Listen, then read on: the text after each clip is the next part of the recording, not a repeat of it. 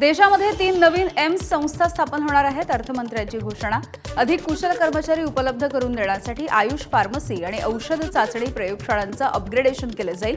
WHOच्या जामनगरमधल्या global centre for traditional medicine या संस्थेच्या अपग्रेडेशनचा प्रस्ताव आहे. देशामध्ये 3 नवीन अखिल भारतीय आयुर्वेद संस्था स्थापन करण्याचा प्रस्ताव. भारताला वैद्यकीय पर्यटन केंद्र म्हणून प्रोत्साहन देण्यासाठी राज्यांच्या मदतीने देशामध्ये 5 प्रादेशिक वैद्यकीय पर्यटन केंद्र स्थापन करण्याची योजना सुरू केली जाणार आहे. जलवाहतुकीला चालना देण्यासाठी सरकारचे प्रयत्न. देशामध्ये 5 वर्षात 20 नव्या राष्ट्रीय जलमार्गांची निर्मिती. सरकारची अर्थसंकल्पामधून घोषणा. तर मत्स्यपालनासाठी 500 अमृत जलाशय तयार करणार असल्याची घोषणा. व्यावसायिक वापराचा गॅस सिलेंडर 50 रुपयांनी महागला. मुंबईमध्ये 19 किलो वजनाचा सिलेंडर आता 1844 रुपयांना.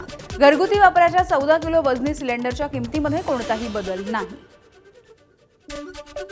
नालासोपारा पूर्वेमधल्या रश्मी स्टार सिटी या सोसायटीमध्ये अंतर्गत वादातून ठाकरेंच्या शिवसेनेचे शाखा प्रमुख दीपक परब यांना मारहाण. सोसायटीमधील एका सभासदानं गॅलरीमध्ये टाईल्स आणि फरशी बसवल्याच्या मुद्द्यावरून झालेल्या वादानंतर ही मारहाण करण्यात आली आहे. पुण्यातील हडपसरमधल्या BT कवडे या रस्त्यावरती पुन्हा एकदा कोयता गँगचा धुमाकूळ. 6 दुकानं देखील फोडली. वाहनांचं मोठं नुकसान. हल्ल्याच्या वेळेला एका महिलेचा देखील या गँगमध्ये समावेश. अहिल्यानगर जिल्हाधिकारी कार्यालयामधील नायब तहसीलदाराची धावत्या रेल्वेसमोर उडी.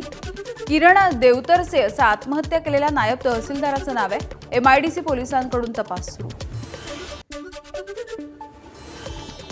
विदर्भामधील प्रसिद्ध चिमूरची घोडा यात्रा संपन्न झाली आहे. ग्रामदैवत श्रीहरी बालाजीची रात्री 12च्या नंतर लाकडी घोड्याच्या रथावरून भव्य मिरवणूक.